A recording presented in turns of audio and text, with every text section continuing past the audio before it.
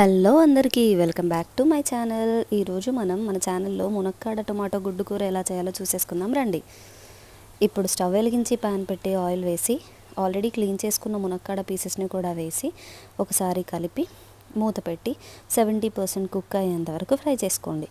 ఇలా కుక్ అయిన ముక్కల్ని ఒక ప్లేట్లోకి ట్రాన్స్ఫర్ చేసుకొని అదే ప్యాన్లో ఒక చిటికెడు పసుపు కూడా వేసి కలిపి ఆల్రెడీ బాయిల్ చేసుకున్న ఎగ్స్ని కూడా ఇలా వీడియోలో చూపిస్తున్నట్టు స్లిట్స్ పెట్టుకొని ఒక్కొక్కటిగా దాంట్లోకి డ్రాప్ చేసుకోండి.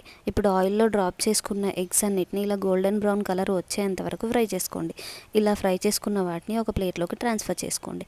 ఇప్పుడు ఇంకో ప్యాన్ పెట్టి దాంట్లో ఆయిల్ వేసి జీలకర్ర ఆవాలు వేసి చిటపటమన్నాక ఒక పెద్ద సైజు ఆనియన్ ముక్కలు కట్ చేసుకొని మరియు 4 పచ్చిమిర్చీలు కూడా కట్ చేసుకొని వేసుకోండి. అలాగే వాటితో పాటు 2 రెబ్బల కరివేపాకును కూడా వేసుకొని ఒకసారి మూత పెట్టి కుక్ చేసుకోండి. ఇప్పుడు గోల్డెన్ బ్రౌన్ కలర్ అయ్యాక దాంట్లో 1 స్పూన్ అల్లం వెల్లుల్లి పేస్ట్ వేసి పచ్చివాసన పోయాక 1 స్పూన్ వరకు పసుపు వేసి కలుపుకోండి.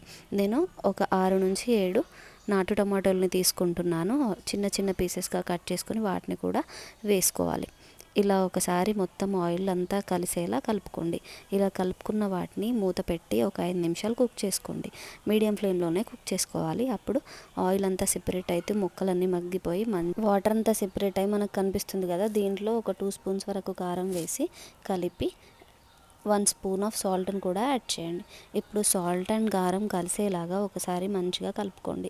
ఇప్పుడు ఈ టమాటాలు కుక్ అయిపోయాయి కదా, దీంట్లోకి మనం ఆల్రెడీ కుక్ చేసుకొని పెట్టుకున్న మునక్కాడ పీసెస్ని కూడా వేసుకోండి. మునక్కాడలు విరగకుండా మెల్లిగా కలుపుతూ టొమాటోలు మునక్కాడల్లో కలిసిపోయేలాగా స్లోగా కుక్ చేసుకోండి మూత పెట్టి.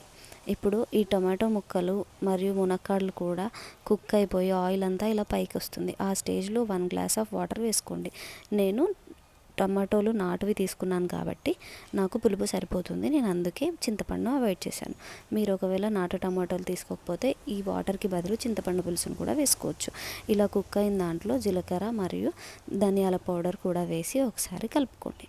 ఇలా కలుపుకున్న తర్వాత మీరు ఆల్రెడీ బాయిల్ చేసి ఫ్రై చేసి పెట్టుకున్న ఎగ్స్ ఉన్నాయి కదా, అవి కూడా డ్రాప్ చేసుకొని మూత పెట్టి కుక్ చేసుకోండి. ఇలా ఒక 5 మినిట్స్ కుక్ అయిన తర్వాత ఎగ్స్ ఇంకా అన్నీ మంచిగా ఈ కర్రీలో కలిసిపోతాయి. ఈ స్టేజ్లో మనం ఒక కట్ట వరకు కొత్తిమీరను కాడలతో సహా కట్ చేసి వేసుకోవాలి. ఒక 2 మినిట్స్ కొత్తిమీర కూడా మగ్గేంత వరకు ఉంచి స్టవ్ ఆఫ్ చేసేసుకుంటే ఎంతో టేస్టీ అయిన మునక్కాడ గుడ్డు టమాటో కర్రీ రెడీ. ఇదే చపాతీల్లో కానీ రైస్లో కానీ దేంట్లోకైనా చాలా బాగుంటుంది. మీరు కూడా ఒకసారి ట్రై చేసి నాకు ఎలా వచ్చిందో షేర్ చేసుకోండి. Thanks for watching. బాయ్.